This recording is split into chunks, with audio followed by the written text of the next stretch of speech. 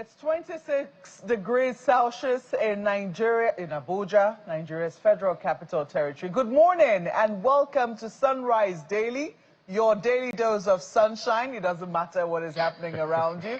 I'm Maupe Oguyusuf. Well, even if the rain is pouring, the sun is definitely shining somewhere. Welcome to the show. It's 27 degrees in Lagos, and guess what? Today is November 3. Yes, just in case you forgot. 1 month, after this month, it's the month of Christmas, just so you know. Well, yes, November snuck in on us. I mean, November 1st was on a Saturday, and can you imagine, Monday is already the 3rd. But I can tell you that a lot of people took note of the news over the weekend, especially with the statement, will I say the tweet. It wasn't on X, it was on Truth Social, the handle, the social media platform it was seen preferred by U.S. President Donald Trump, tweeting twice about Nigeria. Well, it's the only way I can describe it, tweeting twice about Nigeria in less than 24 hours. The first time talking about how Nigeria has been designated a country of particular concern, but he says that is the list of it. When Christians or any such group is slaughtered like is happening in Nigeria, he quoted a figure, 3,100 versus 4,476 worldwide, something must be done. I'm asking Congressman Riley Moore, together with Chairman Tom Cole and the House Appropriations Committee, to immediately look into this matter and report back to me. The United States cannot stand by while such atrocities are happening in Nigeria and numerous other countries.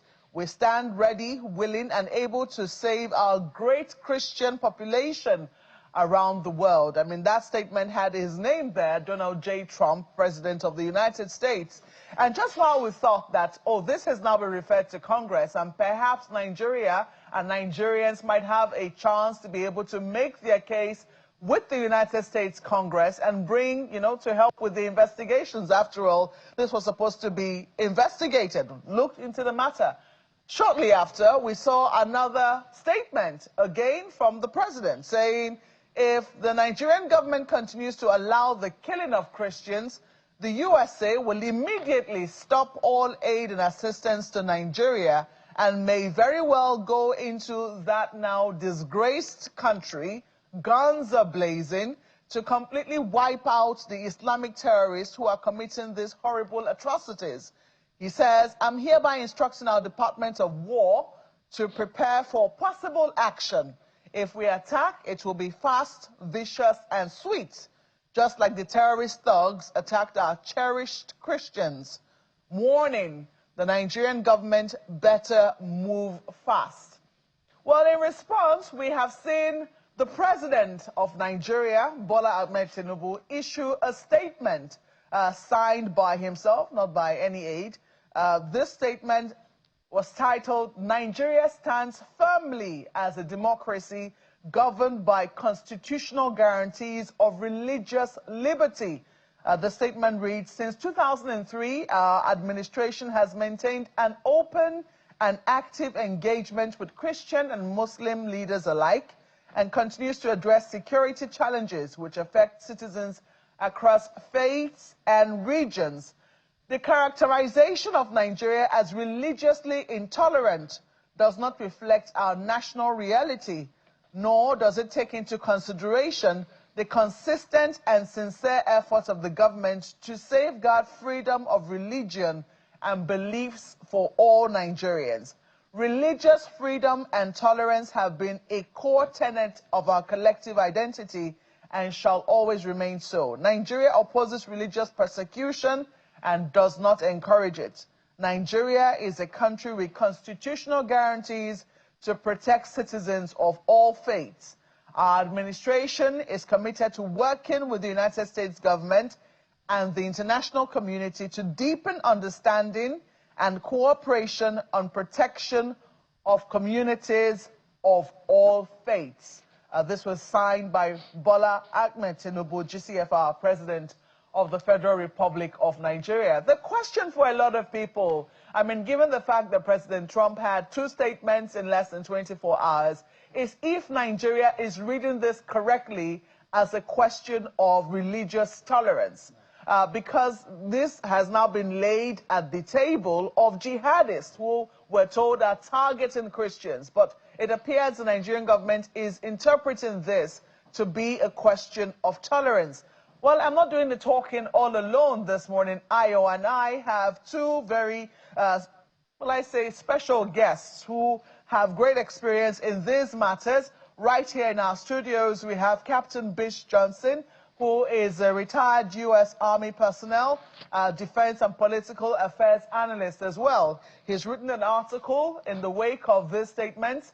And we also have joining us via Zoom from the United Kingdom, Professor Ademola Abbas, who is a global affairs analyst.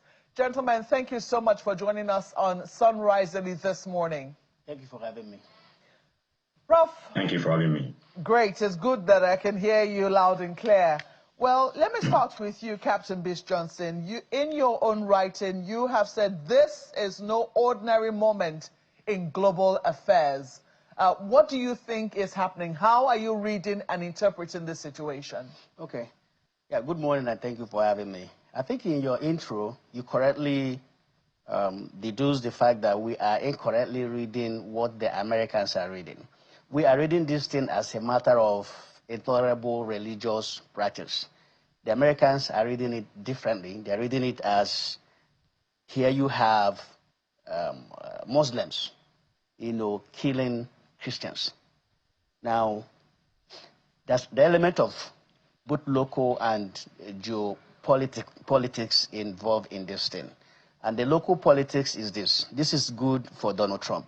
And in my article that you talked about, I distinguished between Donald Trump's first term, Donald Trump 1.0, and Donald Trump 2.0.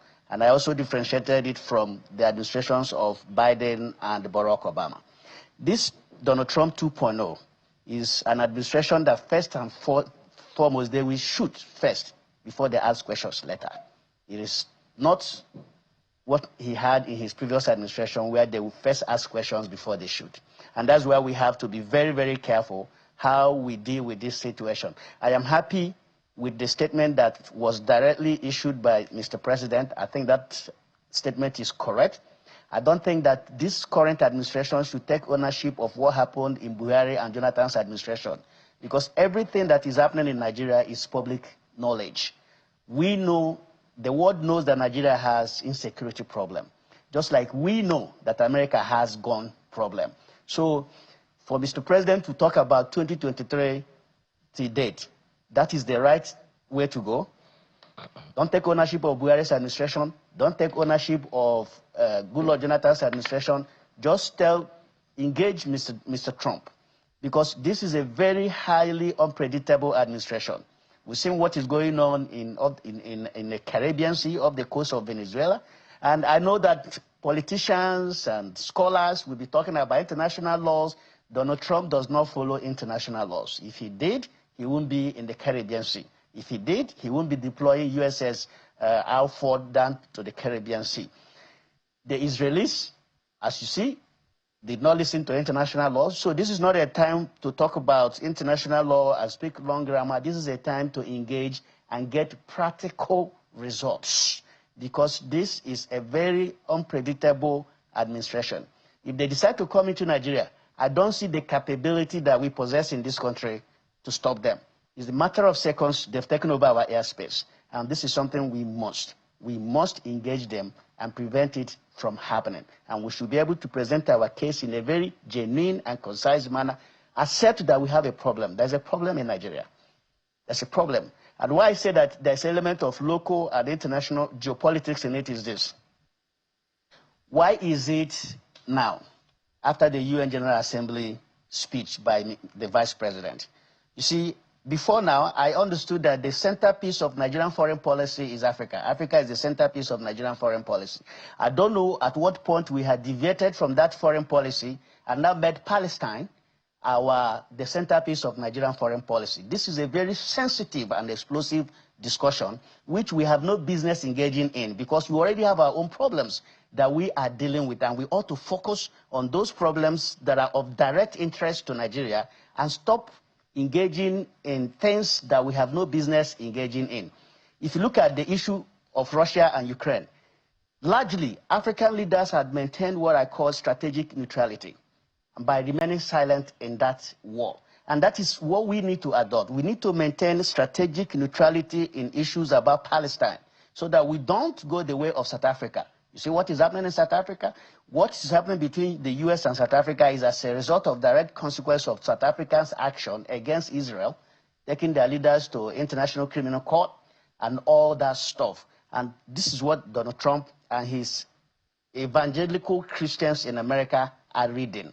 That, look, you have a country, Nigeria, that has been led for about a decade now by Muslim leaders, because you can't take away the fact that Buhari was a Muslim and he was in office for 8 years, and now you have Bola Ahmed Tinubu, who is also a Muslim, who's been in office for 2 years, and for a decade, they have not been able to rein in Boko Haram, which is, by the way, an Islamic terrorist organization that emerged in the scene with a declaration that it wants to establish an Islamic state within the sovereign state of Nigeria, where they are going to practice Sharia law. All these things are public notice that the Americans are aware of. And so that is where we must stress with caution. We must tread with honesty and engage the Americans and lay out the steps that had been taken by this administration within 2 years to deal with the problems, insecurity problems that we have. And then lay out the areas of challenges that the administration is facing and ask America, look, this is our challenge. How can you help in these areas of challenges that we have? Thank you very much, Captain Bish Johnson. Let me come to Professor Ademola Abbas. I do not know whether you agree with his submissions. I mean, he said quite a number of things. He said that we're dealing with a U.S. that really doesn't regard very much international law, that it should first and ask questions later. We know that usually within international relations, there are rules, some of them spoken, some of them unspoken, that guides relations between countries. I've written a statement, or will I say an article written by Nigeria's former Chief of Army Staff, Tukur Buratai. He also says, this is a moment charged with danger of catastrophic miscalculation, yet it holds the potential for a more resilient and mutually advantageous alliance. Do you see room here for Nigeria to be able to improve its relations with the United States in a way that mutually benefits both countries? Or do you think that we've since gone way beyond that, given the statement given by President Donald Trump? Well, thank you very much, Mark. Good morning again, and good morning, Ayo. It's nice seeing both of you again. First, to your question whether I agree with the gentleman who just spoke. Well, he said many things. Some I don't agree with, obviously. He made a reference to the fact that this is not the time to talk about international law and all this stuff. But I think if I take that from, not merely because I'm a professor of international law, but because this is one of the ways we tend to misfire sometimes and misdirect our attention. As an example, Donald Trump used the word genocide. Genocide is not a domestic law term. Genocide is an international law term.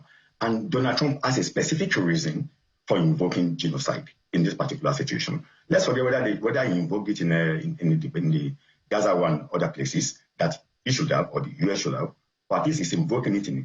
That is an international law playing at them. He knows by the virtue of 1940 Genocide Convention, the moment you invoke the existence of genocide in any place, albeit whether it is right or wrong, there is an obligation in the international community to take an action. So, and that is the point. Those who want to play this game, they know how to use international to their advantage. We should not shy away from it. We should confront them with that. So we should come and say, for instance, well, if you are invoking genocide, that there's genocide, present genocide in Nigeria as a matter of international law, the question is, it does not lie on you as a country to unilaterally then decide what you do.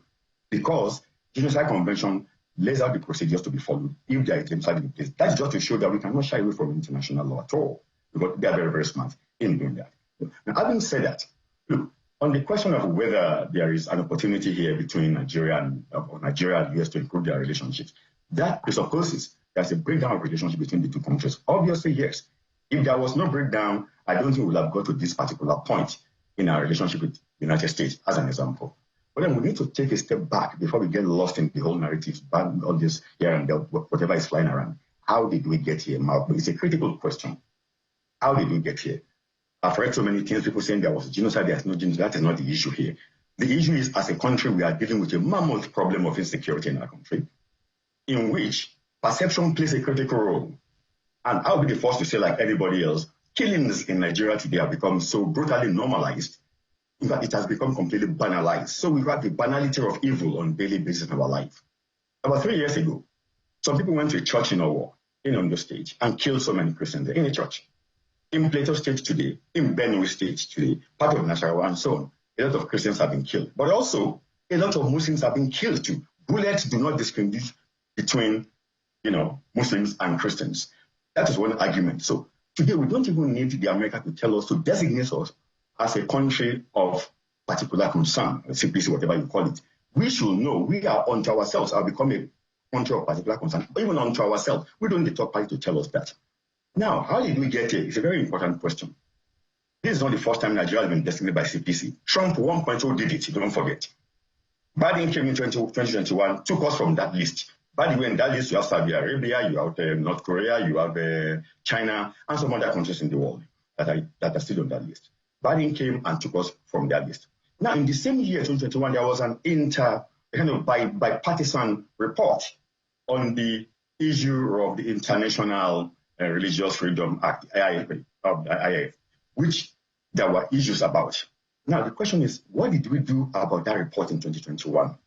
Apart from that, when certain figures began to emerge, especially with Trump 2.0, the second term of Trump, you have a lot of hawkish people in that government, no question about that, whether you are Exet or you are Marco Rubio or you are Ted Cruz. They have their own sympathies towards a particular religion, no doubt about that.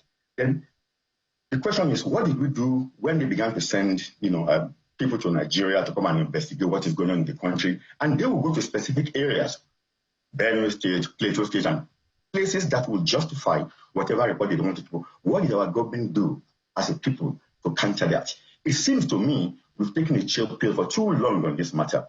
Now, don't forget, when Barack Obama was there was this issue of this LGBT whatsoever. Barack Obama, because of Nigeria's response to that issue, just like Uganda, Barack Obama chose not to sell weapons to Nigeria. He didn't say, not only didn't stop from not selling arms to Nigeria, he actually prevented other countries from selling arms to Nigeria. It was the same Donald Trump that came here and reversed that and began to sell arms to Nigeria. So when Donald Trump is doing something for Nigeria, naturally he wants something back from it. Now, what did he get back? If you are Donald Trump, let's be government, you'll be asking for something in return. There is no free dinner, no free lunch anywhere, not even in Freetown, diplomatically speaking. Donald Trump seems he's doing something for Nigeria, but he's asking himself, what am I getting back? Number one, Palestinian issue, Gaza. Nigeria went to the General Assembly. And I'm not saying as a country we should be cowed or we shouldn't be able to speak our mind, but there's a way you do it diplomatically, for goodness sake. That does not make you look as if you are jettisoning one side completely and you are into that's what it's all about. So when the vice president, correctly in my view, addressed the General Assembly, maybe we should have found a way of parsing our language to make things more balanced.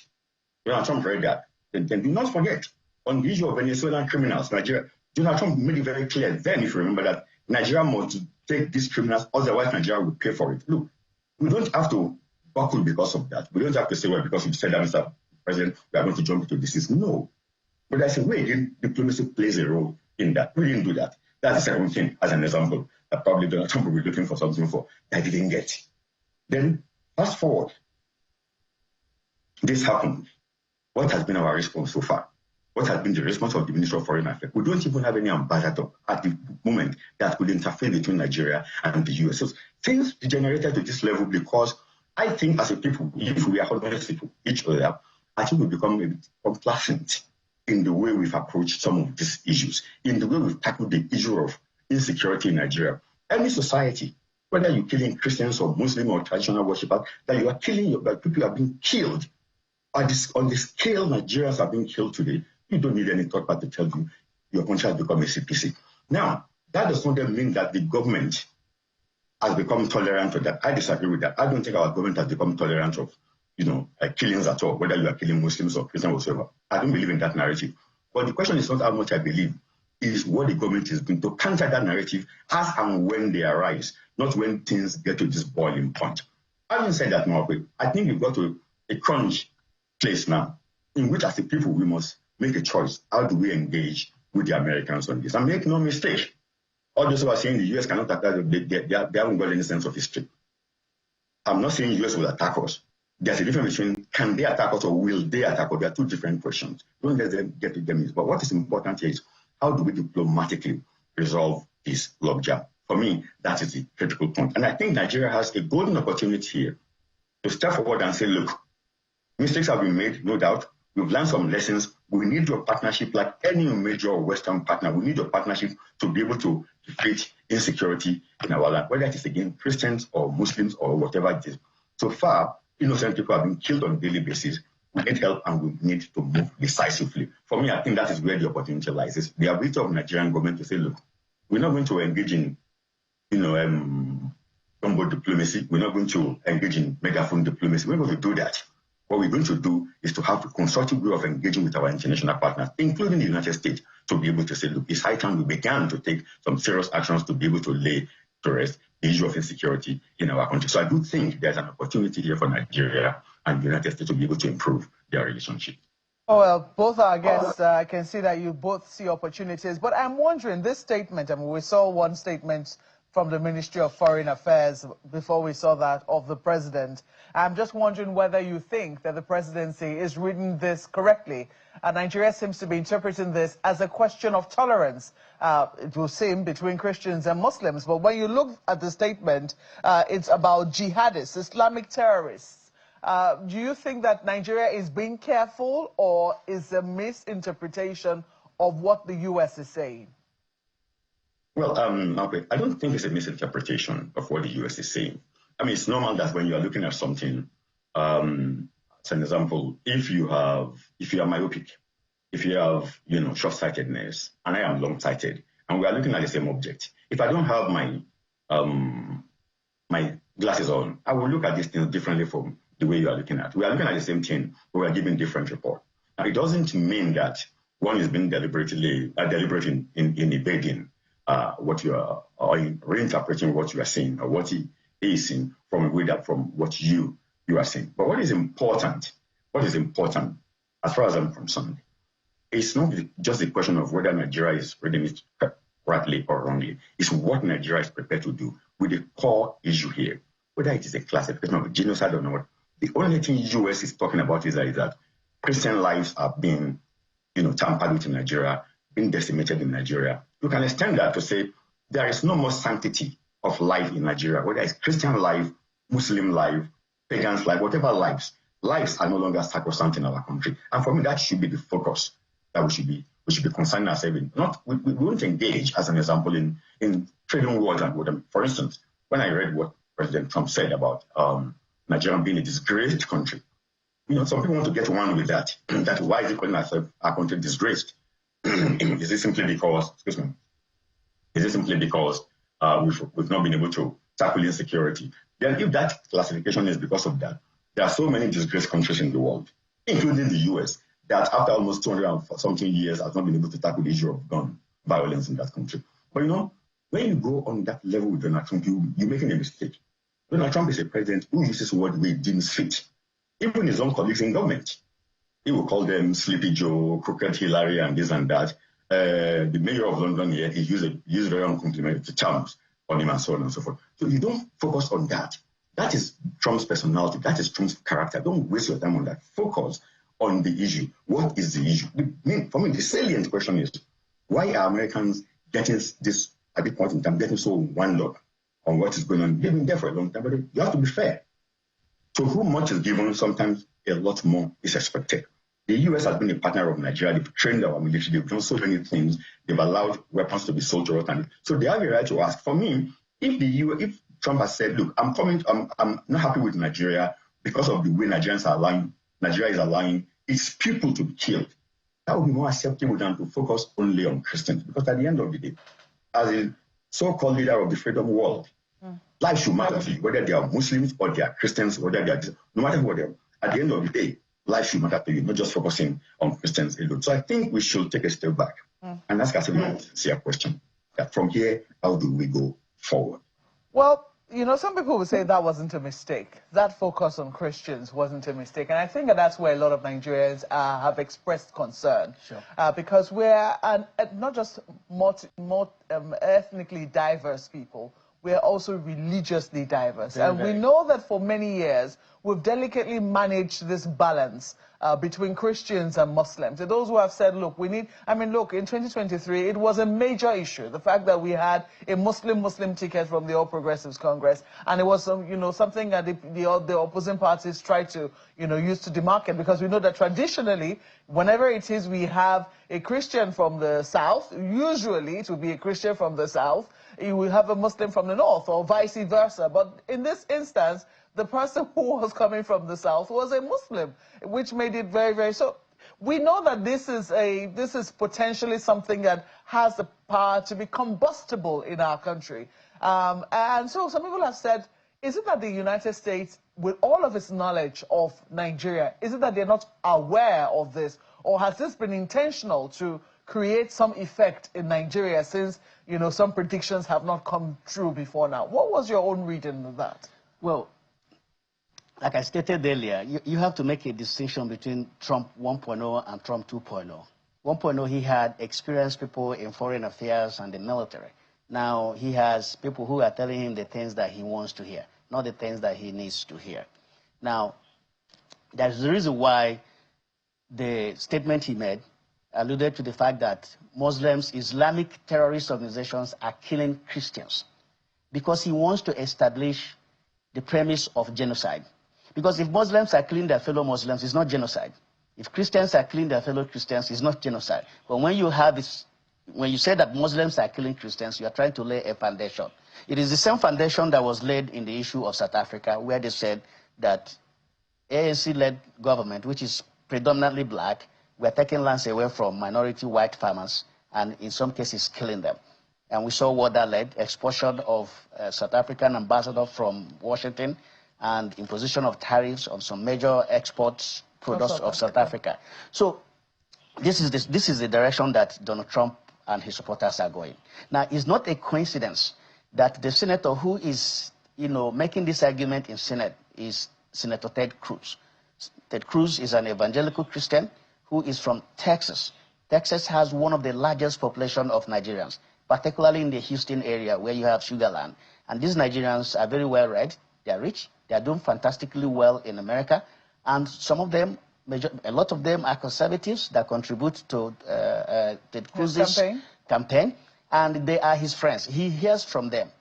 So we will be making a mistake if we think that they don't know exactly what is happening in Nigeria. They know exactly what is happening in Nigeria. But for America to be able to make a case that they have to come in to deal with the problem, they have to lay that foundation of genocide. Now, like the Prof rightly said, this is not the time for us to begin to debate or argue with Donald Trump and his administration. As I said earlier, it's an opportunity for us to reset the relationship button between Nigeria and the U.S., which, by the way, has been going sour for some time now, starting from the administration of Barack Obama. We've seen U.S. presidents visiting Africa, and they don't visit Nigeria, the most populous country in Africa, and supposedly the giant of Africa. There's a reason for that. And so this is an opportunity for us to reset that button. And this current administration has that solemn opportunity to reset that button, because he can make the case, as he is making, that, look, I have only been in office for 2 years. And this is what I have achieved within the 2 years that I have been in office. And these are the challenges that we have.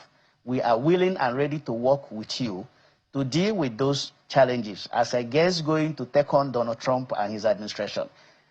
If we go that direction, the outcome will be disastrous. We don't want that. So we need to be very, very diplomatic and strategic.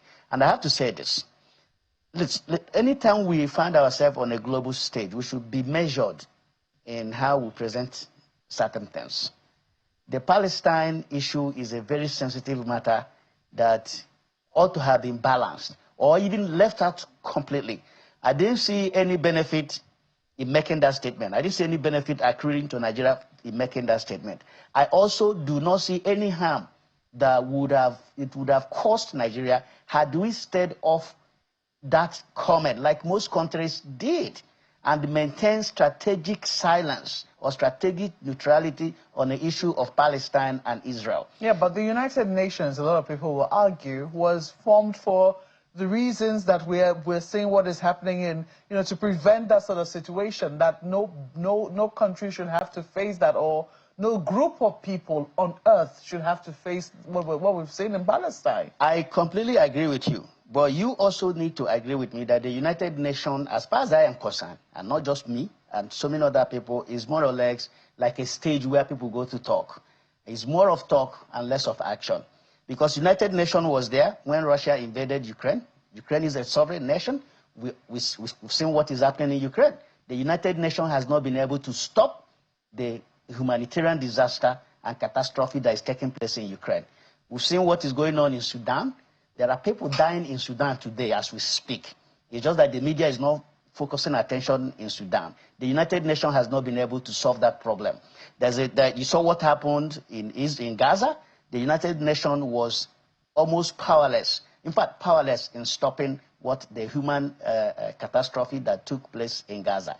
So, as much as we recognize the existence of the United Nations, we should also be practical and strategic in the way we present our case, knowing that, look, some of all these superpowers wielding veto powers, and considering the structure of the United Nations, that, look, because United Nations is one of the most undemocratic institutions in the world. It's an institution that advocates for democracy, but does not have internal democracy within the United Nations. Because a situation where one nation, one country, we just override the decision of 120-something nations is not democratic. And so we have to take cognizance of all of those things. When we present our case, we must be more measured and more balanced in how we present our case. And if we are going to present any case at all, that case must have a direct interest for the benefit of Nigeria and Nigerians. If it doesn't have that direct interest, maybe we shouldn't even go there if it's such a sensitive and toxic matter. Okay. I know Ayo has questions for you gentlemen. Ayo, over to you. Thank you, Malkwe. I would want to ask some kind of different questions, but let me take it with you first, Prof. To a large extent, two issues that I'd like you to speak to very quickly. To a large extent, everyone who has been speaking about this has spoken about the fact that the federal government has a responsibility, and no doubt, because it is one state to another state. But then there are those who would point to two origins, because you, Prof, were the one asking, how did we get here? One, it's a good number of Nigerians that have been making different calls. From time to time, politicians will say, that the United States of America should come and intervene in this. The United States of America, or any other country at that, should come in and save the day, so to speak. That's on the one hand. On the other hand, the responsibility of state governments. We say that the responsibility of government shall be the protection of lives and property. And most of the time when these things happen, we speak only to federal government. We don't, it would seem like we are just giving the governors a slap on the wrist. So when you ask the questions, how did we get here? How do these two issues also play? Or don't you think they have any role to play at all? Again, look, you are absolutely right in pointing out those two things. But let me start with the first one, with Nigerians of various shades and classes calling on the Americans to come and do something in Nigeria, protect Nigerians, and so on and so forth. Nigeria is one of the most relaxed countries, actually, when it comes to the question of patriotism. You don't see other countries.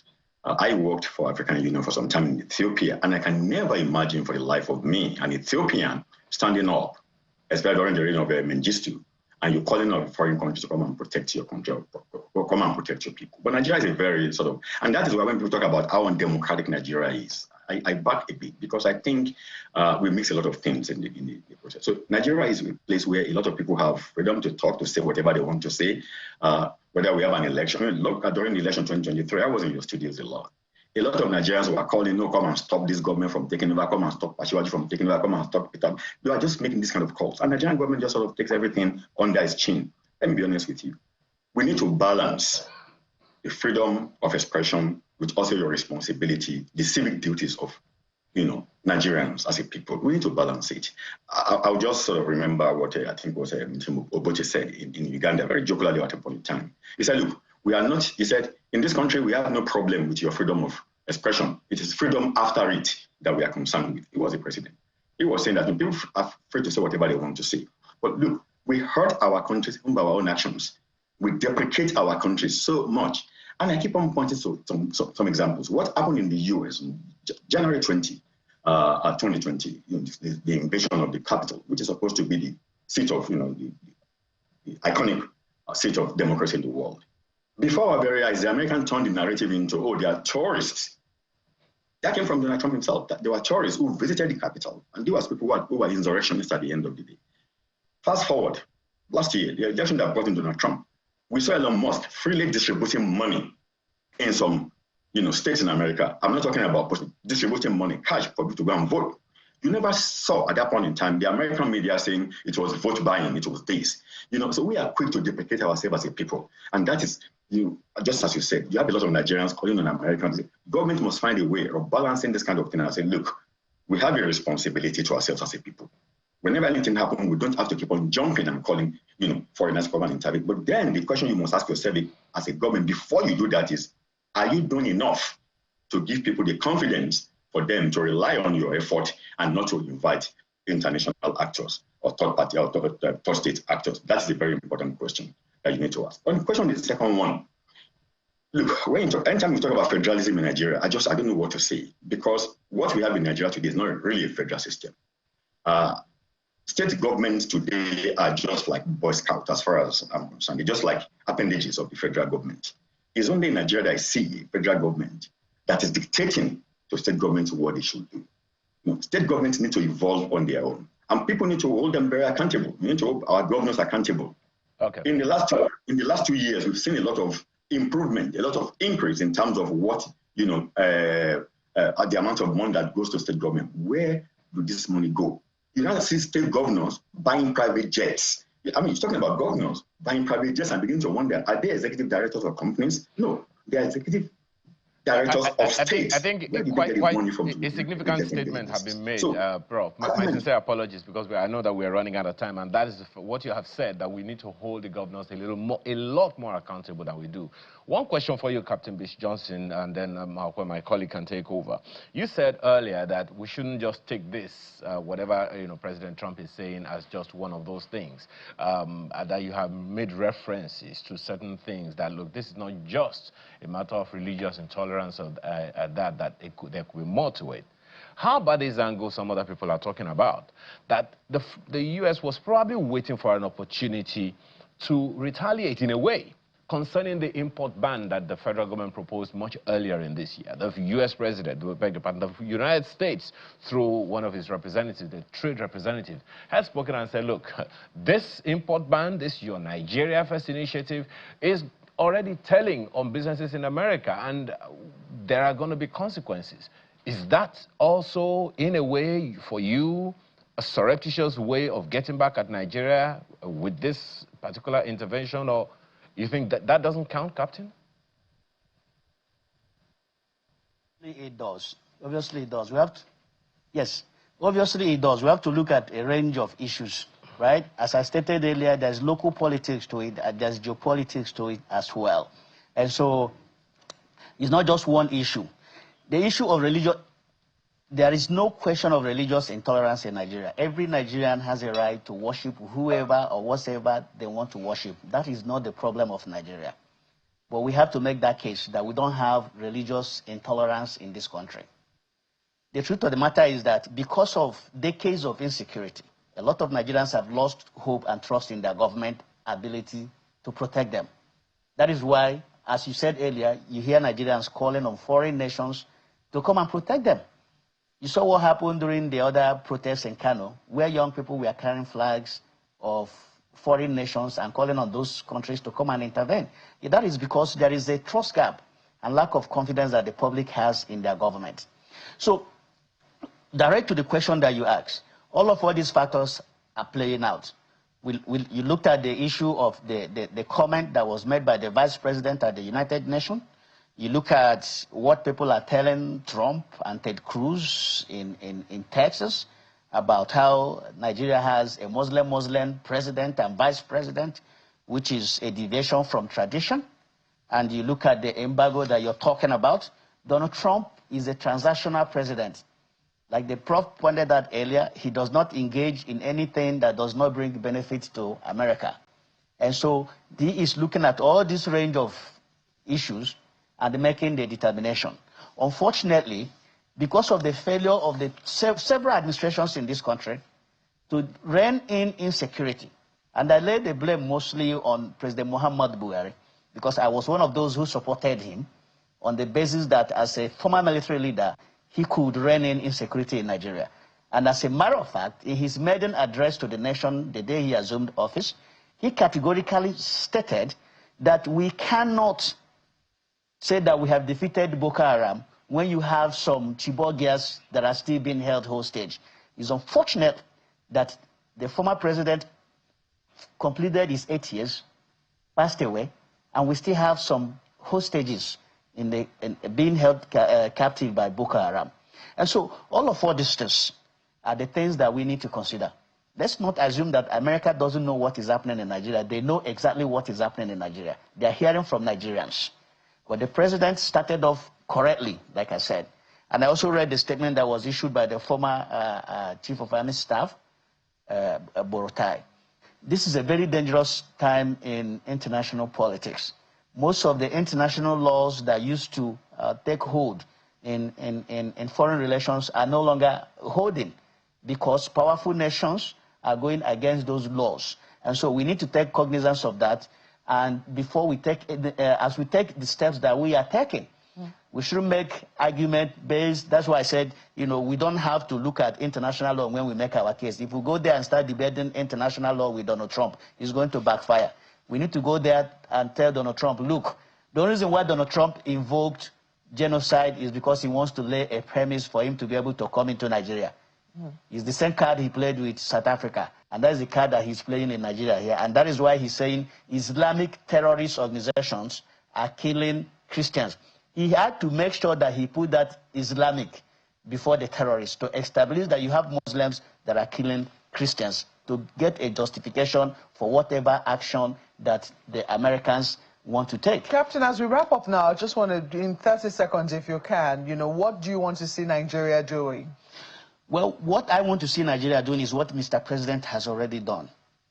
I want Mr. President not to take ownership of what happened in Buhari and Jonathan's administration in terms of security, because those two administrations failed Nigerians. Okay. Had they done what they were supposed to do, this president wouldn't have inherited that insecurity situation from those previous administrations. He needs to make that case very strongly that the situation he's facing now was a situation that he inherited from the previous administrations. All right, Prof, quickly in 30 seconds, what do you think Nigeria ought to be doing right now?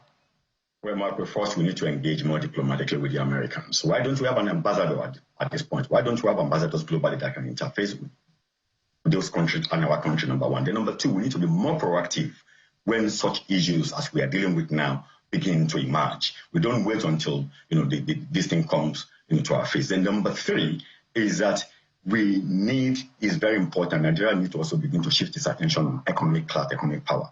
Gone by the days, remember in those days in Africa, there was a time that Muritala Mohammed of blessed memory stood up in OAU and talked about African coming of age. And he went and he supported Agostinho Neto's MPLA in Angola against what the US preferred, which was Jonas Savimbi's, you know, party UNITA.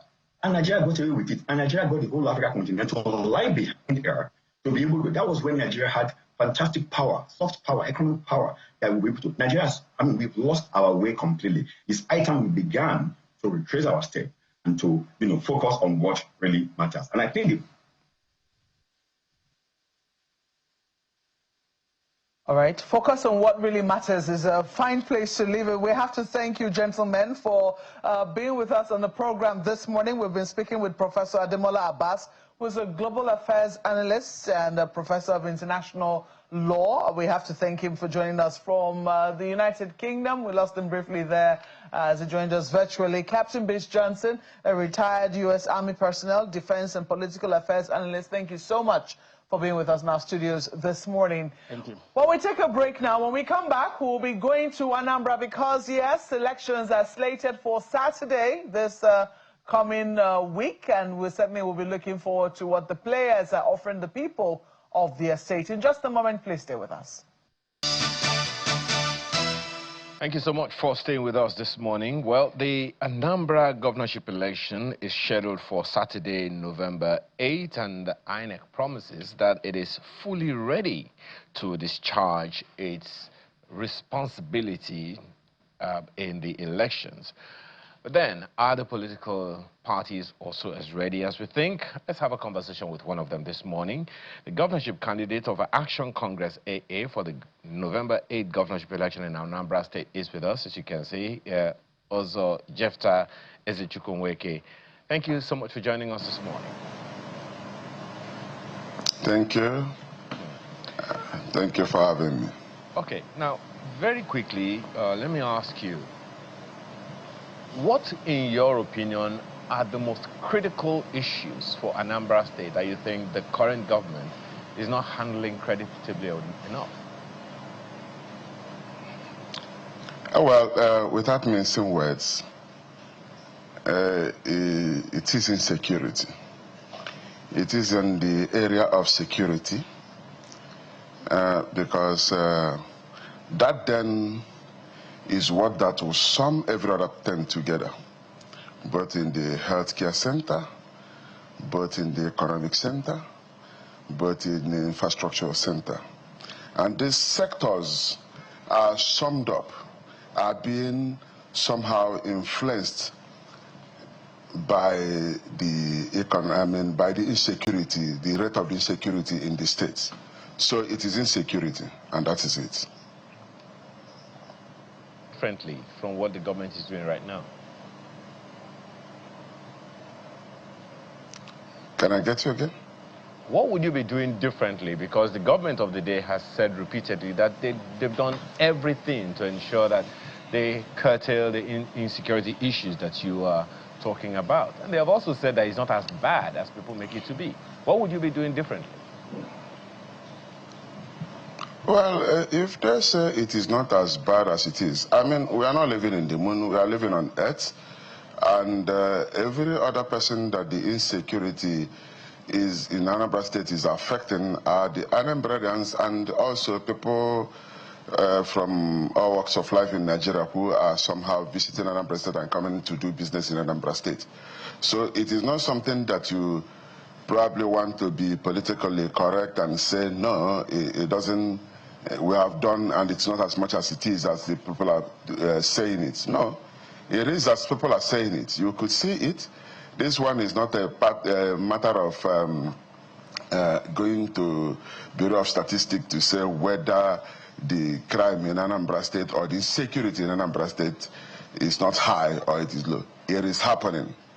And I think that it's just as simple as being serious with it and holistically approaching that very particular issue and know that it's a multi-dimensional approach that we need to use in Anambra State with common sense, integrating it even with common technology to find a solution in dealing with insecurity in Anambra State. When we come into power, we will deal with it in that way. Being serious, the state has to posture as though they are serious in zero tolerance in crime. And then you have to bring everything on the table. Even the tools of investigation has to be that which has to be reckoned with. So that if there's any place where we have to kind of study how do they, when, you know, like in a society, in a place, even if outside the country, where they have a peculiar problem, as we are having now, how do they solve that problem? Do you understand? So that when we are solving our problem, we can borrow it from them and say, okay, this is what we're going to do. We have to be serious about it. The present government is not serious about it. You have to be serious about it. That's the only thing. Because you are dealing with human beings here, and you are dealing with the reference. So there's no need of denial. You have to face it and get it done. No, and when you get it done, every other thing will be done my apologies. Put in my place. Apologies. Now, you are a security expert right. as well, and it's not just enough for us to say, you know, government needs to be serious and all of that. As far as they are concerned, they are serious enough. So what would you, as a security expert and political scientist, be doing differently to tackle the issue of insecurity in Anambra State, and how long will it take you? I've just simply said it. When we come into power, it wouldn't take up to 6 months for you to begin to see a visible seriousness in our system and our strategy in dealing with this issue. It is just simply being serious. Serious in tackling the issue. Looking at every factor that is fueling the very insecurity and not being in denial. You have to look at every factor, and that is what we're going to do. Once we look at all the factors that are fueling this insecurity, you will get it done. Do you understand? At least you get to the point where it is, now one will admit that it is reduced to the minimum bearing level.